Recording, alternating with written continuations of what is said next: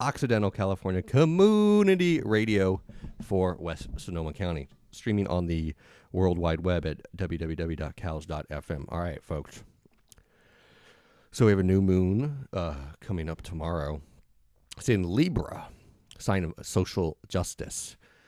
So new moons are good times to start, anytime you're going to launch something, launching it on a new moon. Well, you got to look at the whole chart, but good time to start something. Anyways, and it's in the sign of social justice. And it's going to be ruled by Venus in Scorpio, which is extremes of life and death. So social justice, issues of social justice. This starts tomorrow, but we won't have the show online until tomorrow.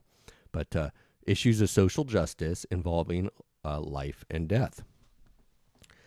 And of course, we're also still in the Saturn's in Scorpio. Saturn's hard work, and it's in Scorpio. So issues of life and death, scary stuff that we don't like to talk about. Anything that we like to deny or push out of conscious awareness because it's just too scary to think about, or too upsetting, too painful to think about. So some of you might be familiar with Chris Hedges. He's was a New York Times reporter who got fired from the New York Times back in 2003. He gave some commencement speech somewhere and said the war in Iraq was basically illegal and criminal. And so he got fired. And so he's written a bunch of books about what you could call disaster capitalism. And so he wrote one called Days of Destruction, Days of Revolt. And in that book, what he does is he goes through what he calls economic sacrifice zones. So there's, if you live in Silicon Valley or San Francisco or somewhere, maybe you're not aware of this, depending on where you live in those places. But there are certain portions of the country that have basically been sacrificed to capitalism. And he goes through a bunch of them. One of them is Camden, New Jersey.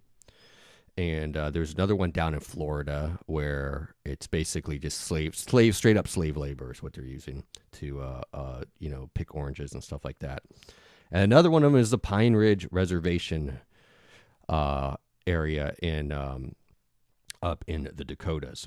Okay, so here I have a quote. Here is a quote from Chris Hedges. He was interviewed with Bill Moyers.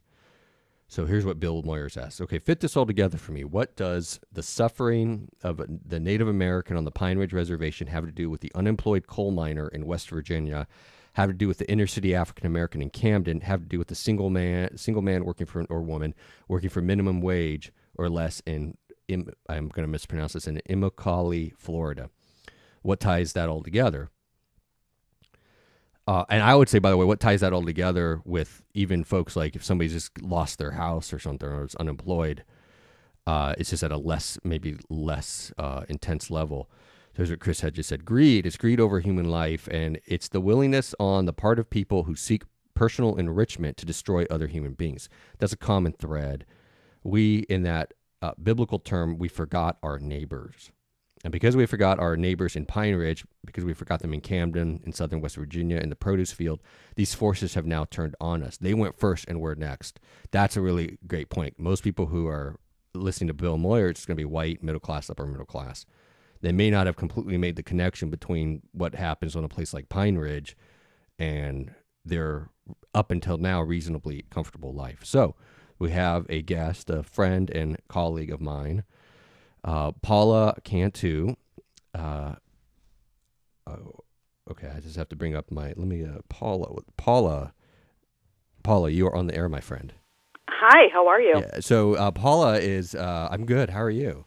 I'm doing fantastic. Thank you so much for having me on your show. Oh, thank you for coming on. But I'm very nervous because in my mind you're a VIP. So you are. So I'm actually nervous. I want to do a good job. I'm nervous too. We're feeding off of each other's nervous energy, I think. Okay.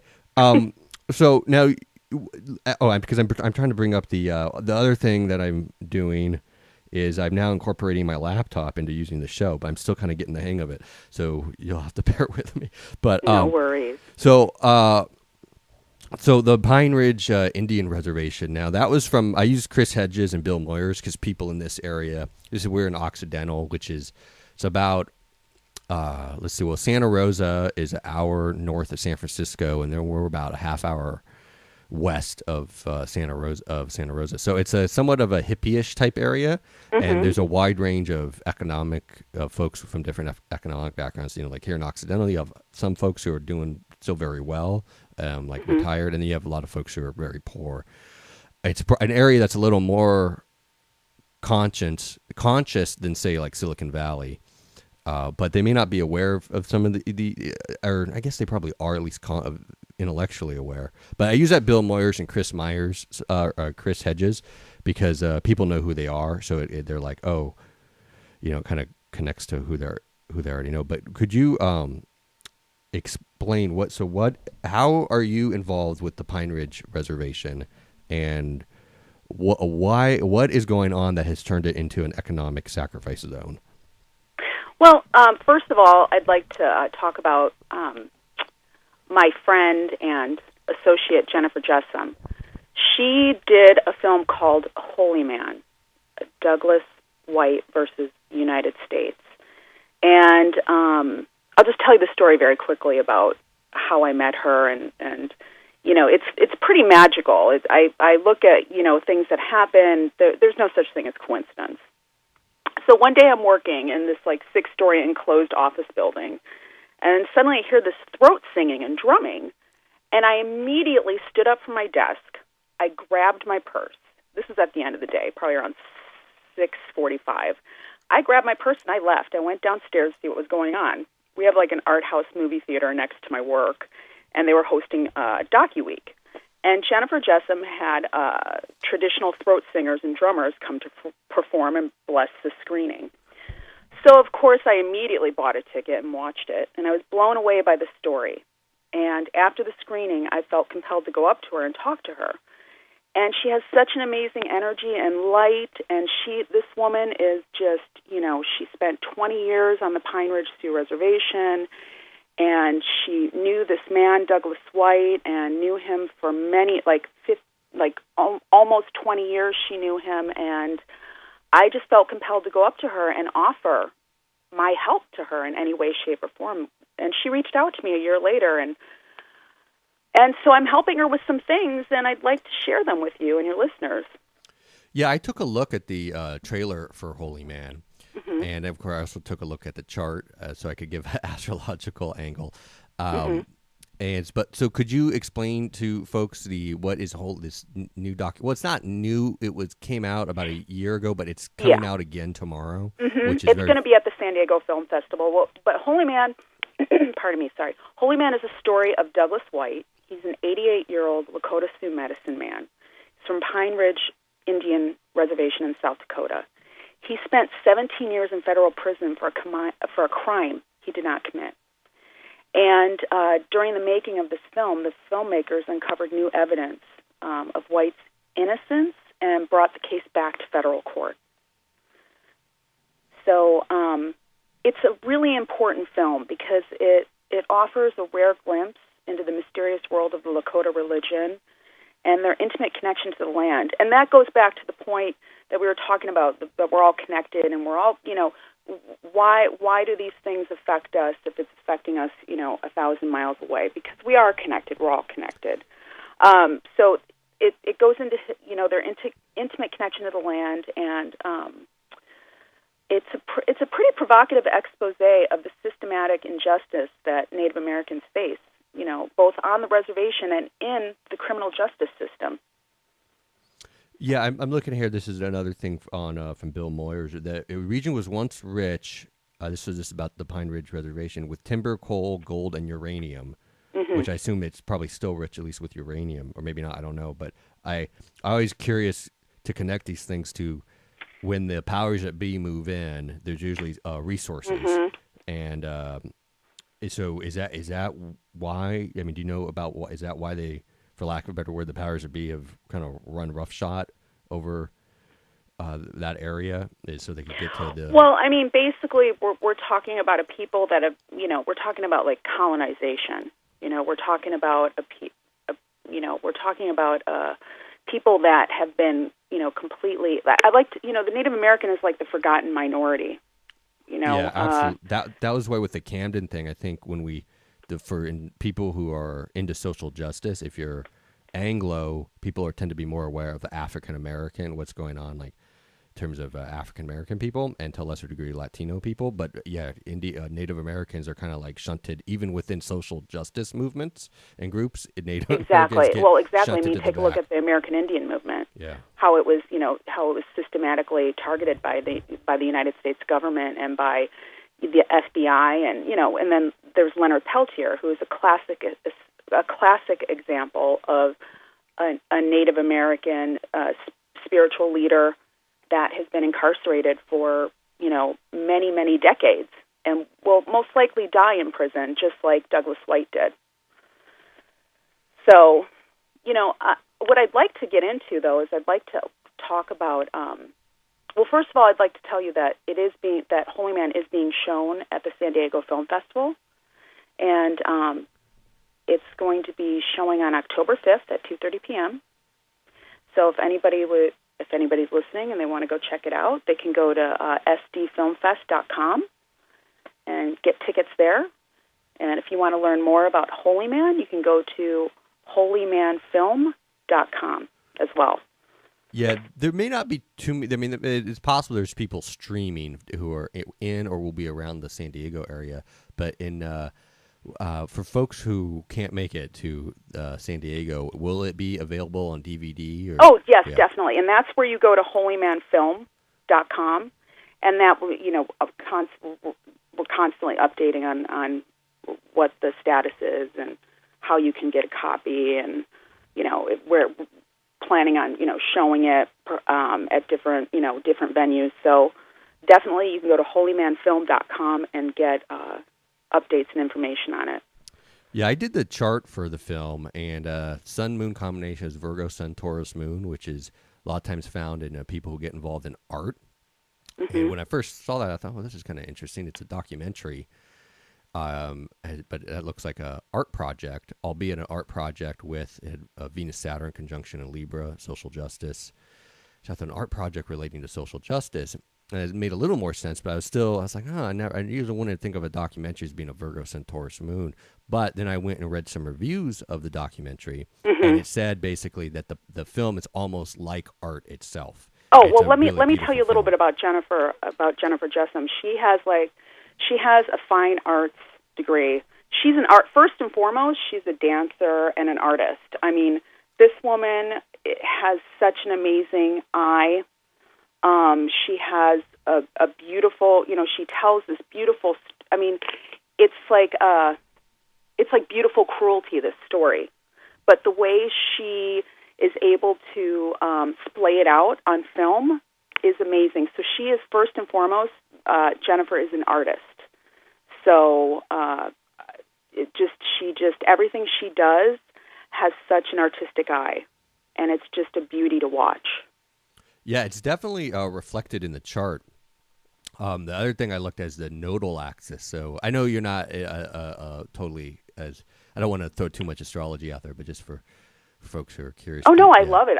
Yeah, it's fantastic. Yes. And I'm sure Jennifer will be, thrilled to hear about this. Okay. So please, do go on. Yeah, so the what I was saying before, Sun-Moon combination is basically the basic psychological profile. So there's 144 combinations.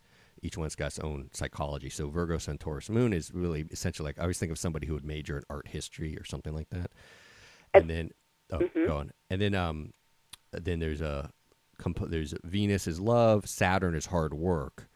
And mm-hmm. there's a conjunction, which is a merger between the planet of love and the planet of hard work in the sign of balance of power. So I'm like, okay, you're looking at an art project that pertains to balance of power. And then the next component is the nodal axis. So the south node is sort of like if you do a chart for a film, the south node is the villain. That's a kind of an oversimplified way of looking at it. Mm-hmm. And the north node is the hero or the resolution or the plan forward. So the south node in the chart for the film is in Gemini.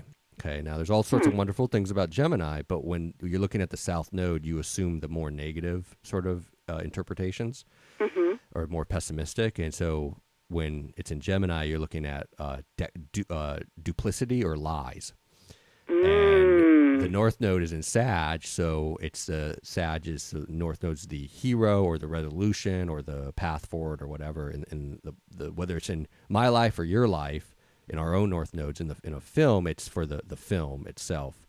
And so the north node is in Sagittarius, which is travel, adventure, and most importantly, seeking the truth. Wow. Yeah. Wow. Yeah. You know, I think it's so fascinating and amazing because it really, I mean, our life and the things we do really are charted in the stars, I think. I mean, and you've shown that to me, and I think that's an amazing thing. Yeah. Now, I know you don't want to talk about yourself too much, but I will say for folks listening who are friends with Paula, Paula's a Leo Sun Capricorn Moon. I call it the combination of the mega star. So that's why I'm nervous having her on, because in my mind, it's like having a mega star on, you know? Lucille Ball was and this is why you being involved in film, like you're an example of that combination, I think, because the other examples that I use, I don't necessarily like the person. Like I can, like Arnold Schwarzenegger and, you know, folks like that. It's a very like business oriented example. And I wrote an article about it, but I have yet to come across an example where, like, I always like to give my articles a social justice component, and I have yet to come across an example of Leo Sun Capricorn Moon where I could do that. The closest I could do is Lucille Ball, because she, you know, at a time when women were really treated like crap in film, she handled all of her own business. Yes, she was the first. I mean, she was an exec. She opened up Desilu Studios with Desi Arnaz. She was she was an executive. She made all of the decisions with Desi Arnaz. I mean, she really was a force to be reckoned with in the entertainment industry. Well, that's you too, though. So you got a difference. This is why I like you as an example. I'm waiting for you to be on the headlines so I can then do an article and have you as the prime example of because you're doing it with a social justice component. Hopefully, I was just going to say that. Hopefully, it will have something to do with social justice and, you know, helping in some way, shape, or form. Because really, Matt, that's what I'm here for. I mean, I'm here to help and make a difference, and that's all I want to do. So I'd like to talk about the reservation, the conditions on the reservation, and talk about something that Jennifer and her producing partner and partner Simon had come across. And really, I mean, honestly, it's like an epidemic, and you know, not a lot of people know about it, and this is why I appreciate you having me on the show, because I can, you know, talk to you about this, and hopefully we can get more information out about this. It is timely, by the way. It is timely given the astrology of our current time. So everybody's dealing with, for folks listening, everybody's dealing with some version of this in their own life. It's not as intensified as what Paula's about to explain, but somewhere in your life, Saturn's moving through Scorpio, which is all the really scary stuff in life, and all that's being dug up. So when you proposed a topic, because you thought, it's kind of a sad topic, I was like, no, this is perfect for the times that we're in. So. Sorry to interrupt you there, but no, it's okay. So no. So first of all, I'd like to talk about what the conditions are like on the reservation. So Pine Ridge is located in the poorest country in the United States. I mean, with the unemployment rate soaring towards 85%, it's like a third world country in our own backyard. And the kids out there, they live in desperately impoverished and oppressive conditions. I mean, they're over 100 miles away from the nearest city. You know, the jobs that they can get are like maybe at a Subway or at a casino. I'm sorry, pardon me, at a casino. And you know, the hopes were to build a casino to bring people from outside the res onto the casino, but unfortunately, all it has done is turn their own people into gambling and drinking. So. You know, and the statistics for suicide are 4 times higher than the national average on the Pine Ridge Sioux Reservation. And I would guess they're probably actually, if you expand the definition of suicide, like there's people who actually consciously decide to in their lives, Mm-hmm. that statistic is 4 times higher. I would guess if you included slow motion suicide, like drinking themselves to death, like like alcoholism, it's probably even or higher. obesity, Yeah. or and I'd like to get into that right now about why is it 4 times higher, and this all ties in. So, I mean, I have some statistics here that I'd like to talk about a little bit, but but I just want to give a clear picture of what's happening on the Pine Ridge Sioux Reservation. So, first of all, you have an unemployment rate of 80 to 90%. The per capita income is about $4,000. So that means per household $4,000. The rate of diabetes is 8 times higher than the average United citizen in the United States. 5 times higher the rate of cervical cancer, twice the rate of heart disease, 8 times the rate of tuberculosis. Alcoholism is estimated as high to 80%. 1 in 4 infants are born with fetal alcohol syndrome, or the effects of it. Infant mortality is 3 times the national rate. And the life expectancy on Pine Ridge is the lowest in the United States and has the second lowest in the Western Hemisphere. I mean, only Haiti has a lower rate. So, I mean, you're coming up against, you're born on the res. You're coming up against this, and it's not a good situation to be born into. And so, I'd like to talk a little bit about that. There is a solution. Yeah, I hesitate to say solution because it's obviously going to be much more. It's not something that could be solved in 1 or 2 sentences. It's not like taking a vitamin. It is going to probably be multi-layered and complex, and okay, this is a problem this can be a part of a solution. Yeah. How does that sound? Yeah. Okay, I know you know what I'm getting at. Yeah, I understand what you're saying. I just, here's the thing is that, I watch a lot of documentaries, and I listen to a lot of shows, and, I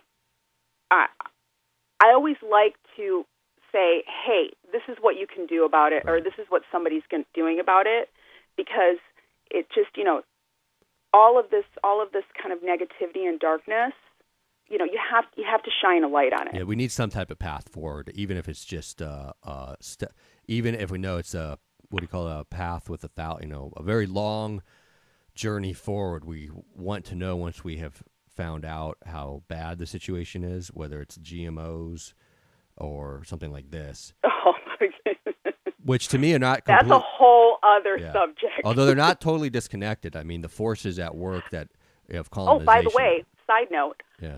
The Diné Nation, which is the Navajo Nation, has outlawed genetically modified corn and GMOs great. On the res. Well, you know what? Good news, but yeah, absolutely. Yeah. So, but as far as the conditions on the Pine Ridge Reservation, what is being done to remedy this, or to attempt to render some assistance? Well, here's what happened for Jennifer.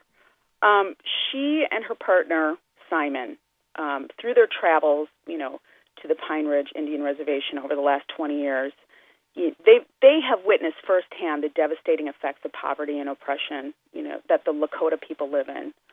And over the last several years, while working on the feature film Holy Man, the USA versus Douglas White, they saw a rise in teen suicides and attempted suicides, and they saw it raised to epidemic proportions. And a couple summers ago, they sat in a tribal council hall with then President Teresa Tubals and tribal council member Ricky Graygrass and several other respected leaders who were doing everything in their power to find a way to convince their youth to live.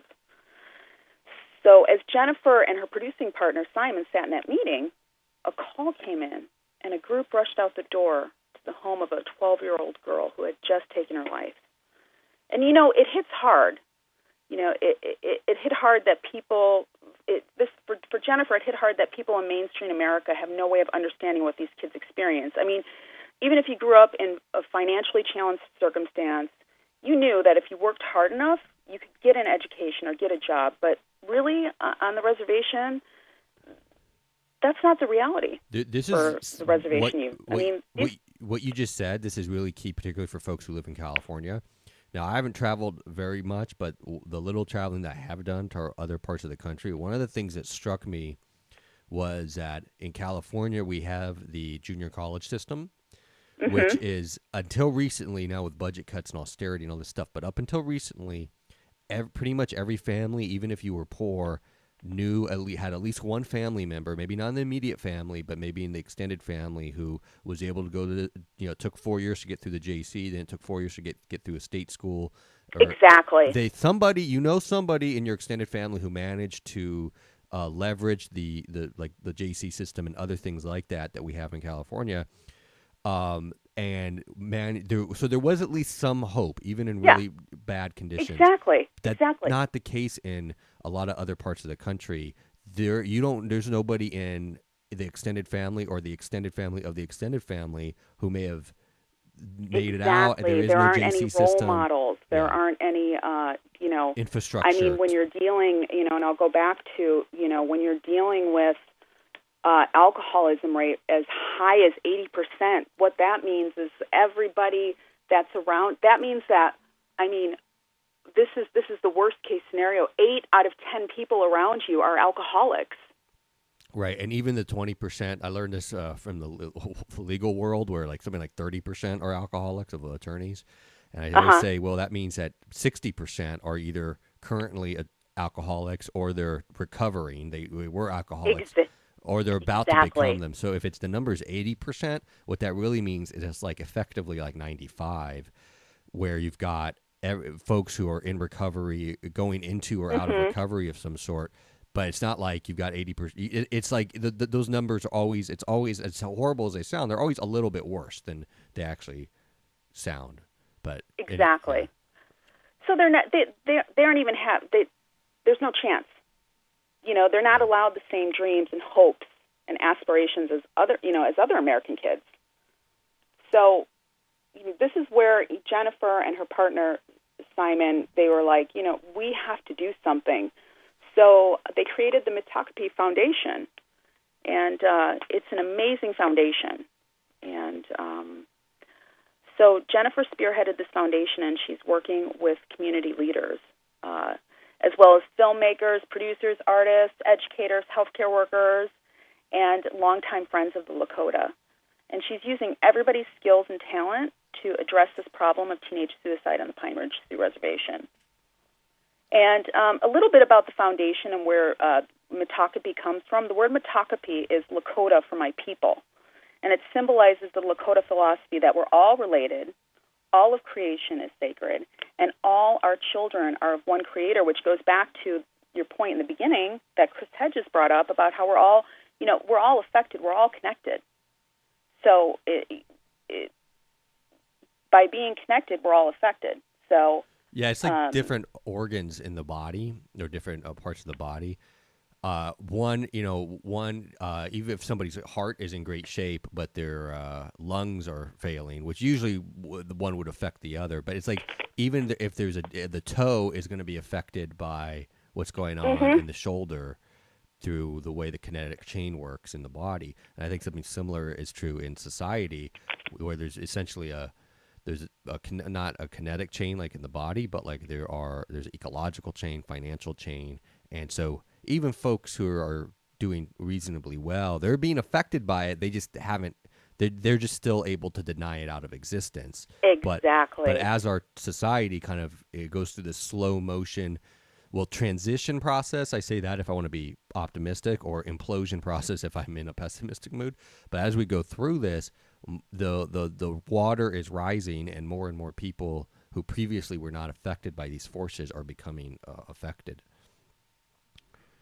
So exactly. So I'd like to talk a little bit about the mission of the Mitakupi Foundation and what they're doing. If you would, yeah, absolutely. You'd like to hear about that? Yeah, absolutely. Okay. And what does it mean in English? What they're doing is they're creating programs for the reservation youth, and also not only creating the programs, but they want to create and be supportive to the work of existing programs that give reservation youth the same support and opportunities that everybody else in America has, all the other children have in America. And the first and foremost is being hope. I mean, that's the first and foremost thing. I mean, there's got to be some light at the end of the tunnel, And I think that in itself, like suicide, the conscious. I mean, we talked about this. There's a slow suicide with drug addiction or overeating or certain participating in certain negative behaviors. But then there's that conscious decision that you completely make, and you say, you know what, I don't want to be here anymore because there's really nothing more for me here. And I'm sorry, I'm getting a little emotional. There's really nothing more for me here, and I think that's the most important thing, is to create the opportunity of that there's hope, that life is amazing and it's worth living, and let's show you that there's a better way. There's a better way. So, and it's an amazing foundation, and Jennifer is an amazing person, and the people that are working with her are all amazing, and I'm just thrilled to be a part of it all.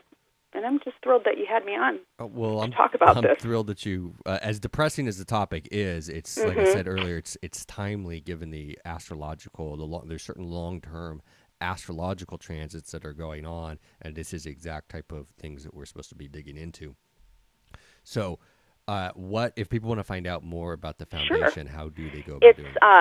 It's www.mitakupi.com, and I'll spell that. So it's MITAKUPI.com.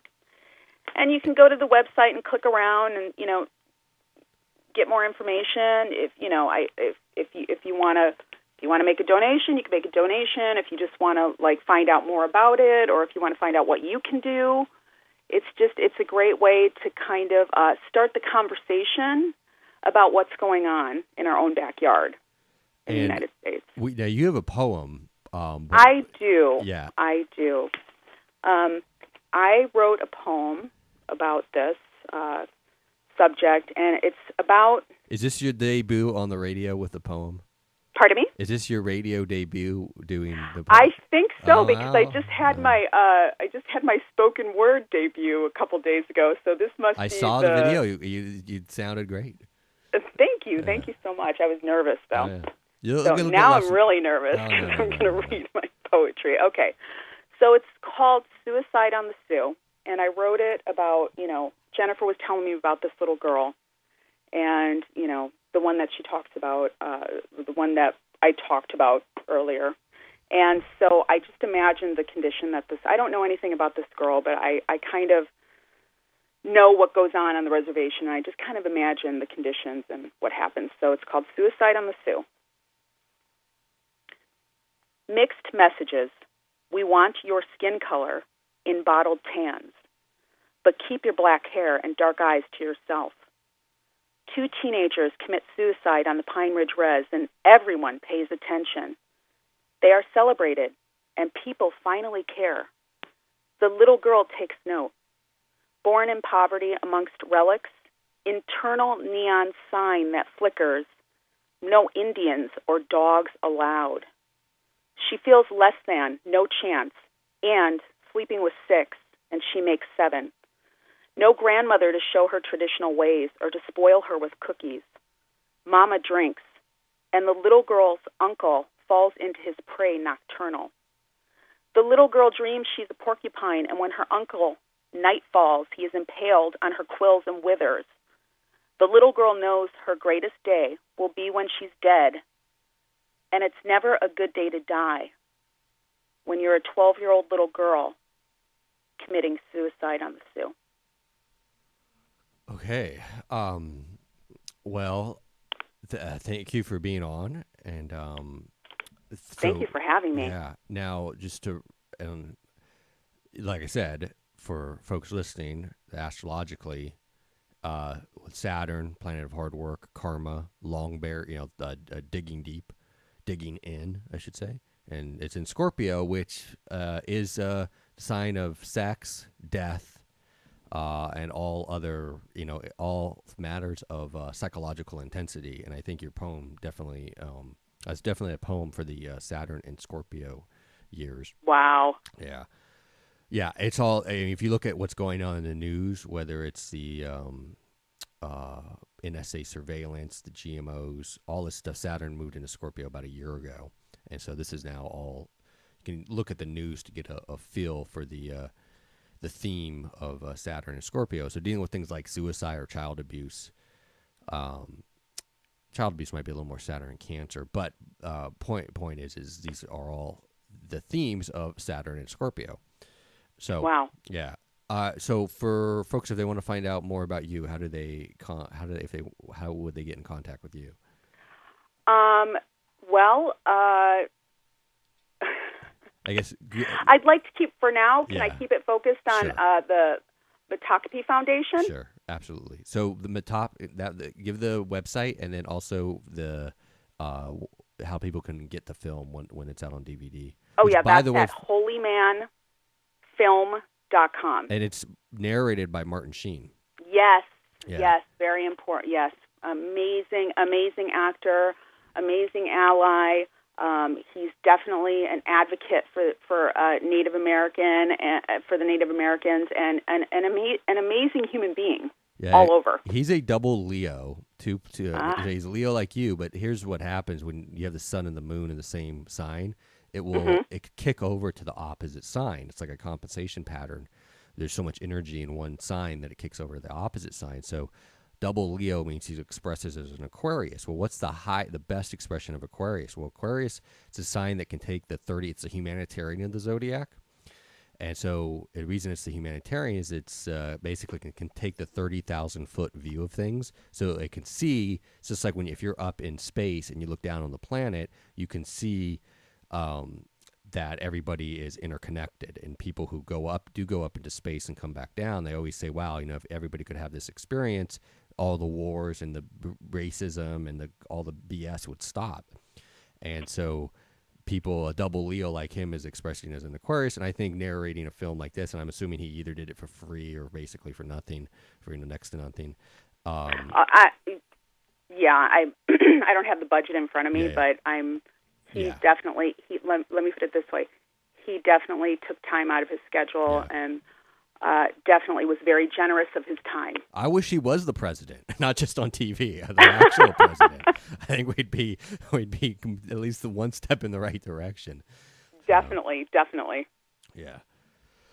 So the and the website for the foundation is Mitakupi. It's MITAKUPI.com. Okay. Well, Paula, thank you for being on. And thank you for having me. Yeah. And Jennifer is just ecstatic, and she was just so happy that you wanted to talk about this subject and talk about her film and the foundation and talk about this. But first and foremost, it's about getting the information out there and people like you that allow that to happen and facilitate it. And, you're an amazing person as well. So thank you so much. Much gratitude. Coming from the megastar of the Zodiac, that does mean a lot. It does. And I'll have the show will be posted. I'll have it on YouTube probably tomorrow, and I'll send you the link when I get them posted. All right, thank you so much. Okay, all right, we'll be in touch. We will be in touch. Yeah. All right, bye-bye. Okay, bye-bye. Okay, folks. So I'm going to take a little break.